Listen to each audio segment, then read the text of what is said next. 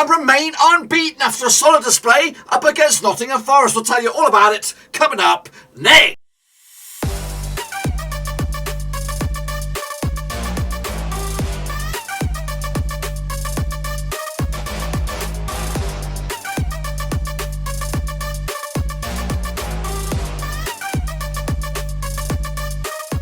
That's right, folks, back once again with another match review. Looking back at, of course, Blackburn Rovers' latest match out of the Championship up against Forest. And we'll get to that in just one second. If you're new, where you been? Smash your subscribe and get your bang out today with all things Championship related, Blackburn Rovers related, world football related. We got to know here, boys, under one roof. That's right, boys. Of course, Rovers now sit top of the table. Okay, joint at top of the table. After a narrow, squeaky bum win over bloody Nottingham Forest, to continue our pretty decent start to the campaign. 7 points from a possible 9. Who'd have thunk it, guys? And of course, when the draw was made for the Championship fixtures, we didn't think we'd get anything from Swansea. We didn't think we'd get anything, if maybe just a point against Mill. We didn't think we'd get anything here, did we? But of course, we do. 7 points out of possible 9. We'll break it down in just a second, of course. Big shout out to the VIPs. They are the Patreons. Thank you for your love. I do appreciate it, guys. Thank you for the support. If you want to help out the channel, check out the link down below, patreon.com/Roverseas. So here we go then. Take a look back then, shall we, of course, at how we got on last time out, which of course was a very, very decent win, or decent performance anyway, up against, of course, Nottingham Forest. Let's break down those numbers. Of course, goals coming from Daniel Ayala, up against his old club. Beautiful header, lovely free kick. Of course, Pixie providing the old assist there on the 47th minute. Before was Philip Zinckernagel with the goal of the day, of course, or goal of the game anyway here. 69, dude, 69, that's right. Gives Forest an equaliser. And to be fair, I would say that would have been the fair result, a point apiece. But we had other things up our sleeves. Of course, Darragh Lenihan, another set piece, ultimately bumbled out around the ball. Never say die attitude. He stayed up there, El Skipper, and bumbled the ball home at the back of the net to make it 2-1 with only minutes to spare. And then, of course, the cherry on top, Jordan Gabriel got himself sent off. Double yellow card, that's right. But that's, of course, the brief tale of the tape. So go to the statistics then. Rovers playing a different game these days. Of course, we were a possession-based side last round. It didn't work out, did it, Gaffer? No, it didn't. But now this less possession, of course, football seems to be doing the trick. 39% on the day, 61% for Forest. 9 shots, though, for Rovers, a bit more better. Even though I felt like our strikers didn't really provide any of those strikes. 7 strikes for, of course, Forest as well. 1 shot off target as well, so that's also pretty savvy. Keepers very, very active. Bryce, whatever his name is, Samba in between the sticks, doing very, very well for Forest, keeping them at just the 2. Free kicks, 15 to our 12. They had more corners than us, just the 1 for us. And again, some other fouls and stats there. 1 offside as well. Let's take a look at some other stats. Let's break it down, of course. What are we looking at here? Well, let's have a look at it, of course. Big chances in Rovers in the first half. All in all, actually, no big chances for Rovers. 1 big chance for Forest. They, of course, and they missed it as well. Shots inside the box, 10 of them inside the box for Forest, 2 for Rovers. 1 goalkeeper save as well. 386 passes in total for Forest compared to 251. Long balls as well. 42% of all the passes were long balls. 25% going in favour of Rovers as well. And the tackles at the bottom there. Aerial duels, again, dominated by Rovers. Only just, though. Take a look at the first half, how it changed. Of course, look at it. Absolutely weren't in there. We were guests. We were guests at the City Ground in the first half. Nothing. Just a corner kick for Rovers. Ultimately, we were at a shadow of our best. Of course, second half did change it up, though. Much better for Rovers. We started to win some things in there. We did win the dribbles. We did win the duels on the ground and the aerial duels as well. 20 to 14 as well. But ultimately, we got the 2 goals. All the goals in the second half, ultimately working in our favour. Let's take a look then, shall we? At, of course, we've already seen that. We're not going to see it again, are we? We've seen it again. Look at it, boys and girls. We're going in circles. How many times? There we go. Finally, let's take a look at the starting lineups then, shall we? Bryce Samba between the sticks, of course. We got Scott McKenna, decent centre back there. Tobias Figueiredo as well. Jordan Osei, 2-2, did start at left back, but of course he was left back in the changing rooms at the end of it with an injury. Jordan Gabriel, of course, youngster at the back as well. Also got a red card, not too great there. Jack Colback, Ryan Yates in midfield. Alex Myton, handful, absolute handful. Philip Zinckernagel as well, scoring the goal. Brendan Johnson and Lewis grabbing up top, of course. Keep an eye on that Alex Myton, especially if the United States can get their fingers in him, and of course lure him over over to the dark side, he could end up being a right little handful. Anyway, let's kick it off first. Take a look at the bench then, shall we? We did see the likes of João Carvalho coming on, only valued at €3 million. They spent absolutely funny money for it. Finn Back came on as well, Tyrese Van Ra as well, no Kofu or Lyle Taylor for Forest as they were chasing the game. That's a surprise. As for Rovers, Kaminsky between sticks, Daniel Ayala, of course, proving to be a treat of a centre-back. Darragh Lenihan alongside Harry Pickering, of course, proving to be a bit of a weapon with his assists. Hayden Carter opted at right back today. Lewis Chavez, Joe Rothwell, Sam Gallagher, Big Bad Boy Brereton, bit of a guest today, John Buckley, and Tyrese Dolan, of course, was proving some handfuls as well. As for the subs for Rovers, have a little look at it. Jack Davenport, or Jacob Davenport came on, Harry Chapman as well, just the two subs. No debut yet for Leighton Carl-Larkson. I think we'll see him hopefully on Saturday against the Baggies. Of course, let's take a little look at some other stats and figures. So this is who scored match ratings. They, of course, indicated that Zinckernagel was your man of the match. I don't think so. I think, for me, Travis was the star of the show. The back two as well, Lenihan and Ayala, were pretty commanding as well. And also a big shout out to Chapman coming on from the bench to be a very, very a wise move from Mowbray, of course, not only going forward, but coming back and tracking back. So fair play to them, and Gallagher as well, picking up a yellow card to his name. Let's take a look at the shot grid then, shall we? Of course, the blue is Rovers. Of course, the orange, Long Rangers from, of course, Nottingham Forest. A couple of screaming efforts, but ultimately not really troubling the keeper in the end. Let's take a look at the heat maps then, shall we? This is the heat maps. Forest's heat map. Coming down the right-hand side was their avenue of choice. As for Rovers, of course, keeper was very, very busy. And again, a lot of the play has been sporadic and a bit all over the place for the time being. Other stuff, of course, some other third-party points of view for the match ratings. Maybe a bit more level-headed on this one. Lewis Chavez was 7.5. I agree with that. I think he was up there with man of the match sort of statistics. Darragh Lenihan was 7.4 as well. So I think this one's much more closer to the money. Zinckernagel with a 7.4 as well. And this is your sort of your status quo here, or the stuff when it all took place. A very, very much lively second half display, and of course much, much better for Rovers in the end. Those were my thoughts on brief, of course, encounters of that. What about the gaffer? Here's Tony Mowbray with his thoughts and, of course, verdict after the match. We got our rewards for a huge effort, I think, tonight from the team. We don't profess to be as good as, I watched Fulham last night. I don't profess to have the quality of them players, a £30 million player playing centre mid and £25 million coming off the bench. But we have a big heart, and we've got a small group who are sticking together and fighting hard for each other at the moment. I think that comes from the adversity of the small group, really. I think the tightness of a group of that size, they stick together, and they just see the emotion in the dressing room before the game, and they realise really of how short of numbers we have. Some young kids there that we've just recently given squad numbers to and have never been around our first team, never really trained with them, but they're doing that at the moment. It'd be a great experience for them, but we have to add some numbers at the moment, because as soon as the injuries happen, the results don't come. So if Ayala hadn't played tonight, would we have won that game? And that's just one example, and he played 6 games last year. You need a solid base to give yourself a chance, a platform to win football matches, and that's what we're doing at the moment. We are digging them out. I think we can play so much better, and yet it's at this moment with the group we've got, we're having to fight really hard, because it's a pretty young group. No, hardly any, I think. We relied heavily on Armstrong last year, and yet all 3 of the strikers that we start the games with have scored so far this season, and now centre-halves have started scoring, which is important because it didn't happen last year. And the tight games that we lost, if we'd have turned half a dozen 1-0 defeats into 1-0 wins, we'd have been right up there. But let's see how this season goes. But the main thing for me is that we have to add some players, because there's another game in a few days. We've got to play West Bromwich Albion, who had a thumping victory tonight, I think. So that'll be a massive test for this group, and the effort and the energy and the adrenaline that runs through their bodies. It's going to be tough to keep them fit all the time, and keep repeating what we've just done tonight again in a couple of days' time. So hopefully in the next few days we'll have added a few players, but before the fortnight's out, before the window shuts, I hope we can add 5 or 6 players to the group. Of course, you've heard a little bit of what I've had to say. What about the opposition fans? Well, I'm joined by Mabry Bray, who also has a YouTube channel out there. It's based on Nottingham Forest content, so make sure you check that badger out.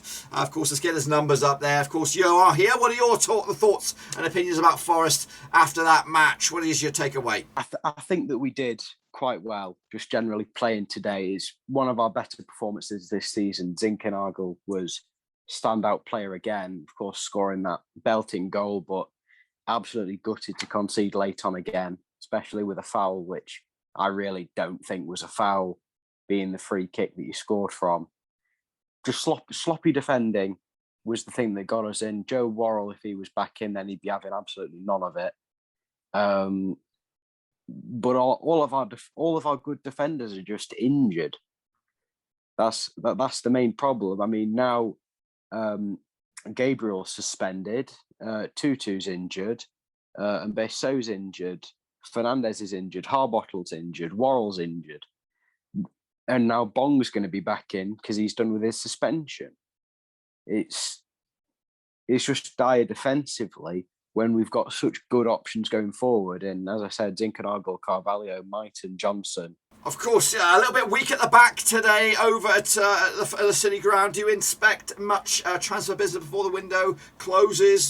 Some reinforcements, perhaps? Yes, absolutely. We're getting some very, very strong rumours from Newcastle that we're going to be getting Matty Longstaff in the coming days. We've got a seemingly reliable Newcastle-based reporter saying that it's 99% possible and that he will be coming within the next day or two. Now, that is a signing which I'd be very happy about. Now, he's no James Garner, but we don't know that until we've played him. You never know. He could be absolutely out of this world. Either way, I think he's a solid signing, and he's a much more progressive midfielder. So then he can be stepping in there in place of Colback, and getting us a lot more attacking work done like Garner was doing. What about some defensive cover? Of course, you were putting square pegs in round holes today with no real recognised left back, and then now injury to your Osusi Tutu. So some problems at the back then that need to be fixed. I know you've got some really good players centre backs wise. Do you think there's going to be some defensive cover being added to the ranks? Well, yeah. I'm hoping to expect we're linked very heavily with Reggie Cannon, the right back, the American right back. I think Boa Vista at the moment. He's a very, very good player, has a terrifying turn of pace. So he's someone who you'd love to see. But Jordan Lawrence Gabriel is always putting himself out there. Finn Batt's there as well. As for the left-hand side, Asay Tutu has played well there, but he is naturally a right back. So we cannot have a whole season up until the next transfer window with Bong at left back. What about the managerial situation? Are the Forest fans hooting in, hooting out? Has it got to that stage already? Is he living on borrowed time? Of course, big game coming up not too far away against Derby.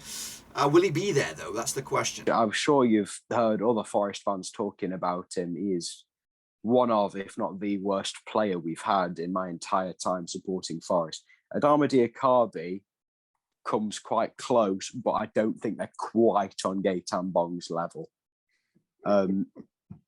We were after Buchanan from Derby for a little bit. That interest seems to have died down a little bit. I don't think that I would say that I don't think we're in need of any centre backs, but we are, because we have plenty of them. It's just that they all have knees made of glass. It's just the injury problems. I do not know what is in the water, but it's probably something that kills your legs. They've maybe Joe Lolly's just handed them a little bit of his knee troubles or something. I've just left absolutely clueless about it. And of course, if they were to pull the trigger, the people that matter, the big boys, who would you like to see come in and take over the reins? Basically, all of the fans. You will struggle to find any fan that's still hooting in at this point. Like I wouldn't go out saying that sack him, just drop kick him into the Trent. I wouldn't go immediately slating him and all like that, because he did do a good job at what he does best, steadying the ship. Mm-hmm. He just doesn't he's going to get that climb in the league bit that he's done at the other clubs. I can see him going. I can see him going very, very soon. And as I've said before, I'm really worried about the Derby game, because either he will be really under pressure, fall under that pressure and then lose to Derby, or he'll get sacked and with a game left, or at very best with 2 games left to go. And then the new manager has either their first or second game being Derby away, which is absolutely catastrophic. People have been talking about Chris Wilder and Eddie Howe. They're probably my 2 favourites, mainly Eddie Howe, because he does like his attacking. Do not want Steve Cooper at all. And finally, any closing comments, of course, as we put it, this game in a dicky bow, and of course close it out, of course, into the return leg when we come into Ewood Park. Any final words? I just hope that we'll be all right. I think that with 1 or 2 signings in the right positions, and we'll be completely fine. I cannot see us worrying about relegation this year because we've just got too good of a squad for it. Especially with the development of Mighton and Brennan Johnson, even Finn back as well. They're all brilliant players. They've come through our academy, and I can see them making that good step into the first team. And with the attacking talent that we've got there, can see us scoring a lot of goals. But you can't under Chris Hughton. That's the problem. That's why I think that Eddie Howe would be such a good manager, because he likes his attacking. And so with that attacking that you get from Howe, then you'd be able to use all of those brilliant players that we've got going forward. And I think it would have a really, really positive effect on the club. Well, thanks again, Maybury Bray, of course, for stopping by on the channel. Do appreciate it. Again, make sure you go over to his channel, smash your subscribe, and also let me know in my comments that you've gone over and smashed your subscribe. Let's get his numbers up there.